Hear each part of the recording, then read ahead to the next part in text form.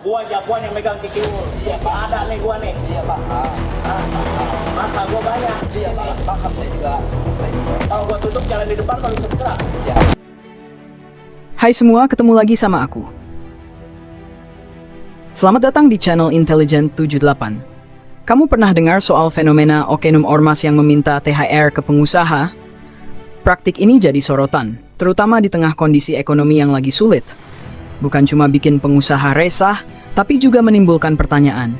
Norma sosial macam apa yang membenarkan permintaan THR ke pengusaha yang bahkan masih struggling bayar karyawan sendiri? Apalagi, dalam beberapa kasus, ada indikasi pemaksaan yang dilakukan oleh oknum tertentu. Bahkan pemerintah sampai harus turun tangan buat mengatasi fenomena ini. Nah, di video kali ini, kita bakal bahas sejauh mana fenomena ini sudah meresahkan, apa sikap pemerintah, dan yang paling kontroversial, benarkah ini bagian dari budaya?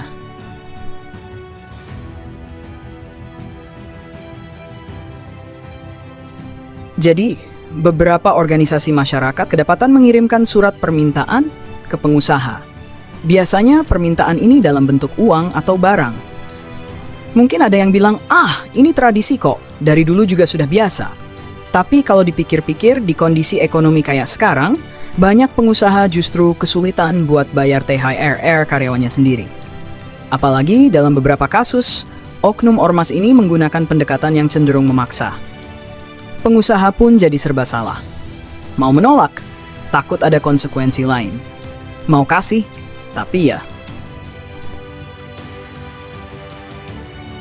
Karena fenomena ini makin meresahkan, akhirnya pemerintah ikut turun tangan. Pihak kepolisian dan pemerintah daerah sudah mulai memperingatkan agar tidak ada unsur pemaksaan dalam permintaan THR ini.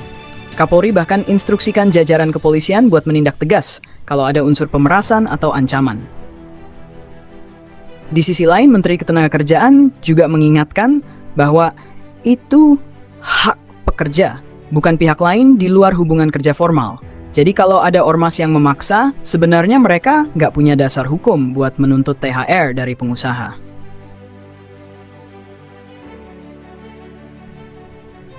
Tapi yang bikin heboh, muncul pernyataan Wakil Menteri Agama yang bilang kalau permintaan THR dari ormas ke pengusaha itu bagian dari budaya. Pernyataan ini langsung menuai pro dan kontra.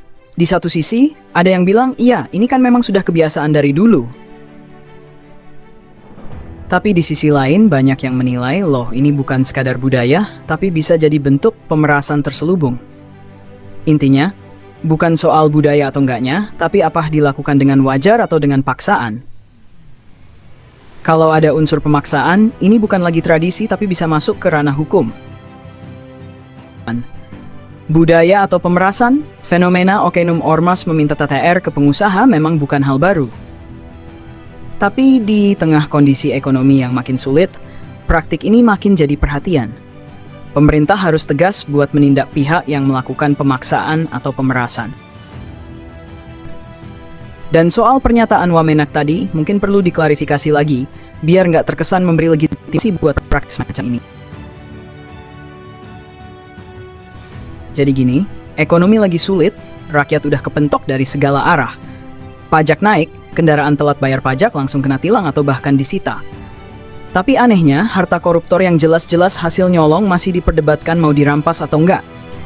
Sementara itu, di level bawah, pengusaha yang lagi susah malah dipalak THR sama oknum ormas. Katanya sih tradisi, tapi kalau nggak dikasih, entah ada konsekuensi apa yang bakal terjadi. Jadi, di negeri ini kalau duitnya pas-pasan, siap-siap aja dipalak dari segala penjuru. Dari atas dipalak pajak, dari bawah dipalak ormas.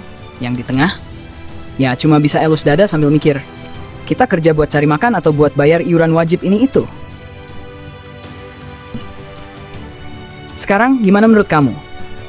Praktik ini masih bisa disebut budaya atau sebenarnya sudah masuk kategori pemerasan terselubung? Tulis pendapat kamu di kolom komentar. Dan jangan lupa subscribe, biar nggak ketinggalan konten terbaru dari Intelligent 78.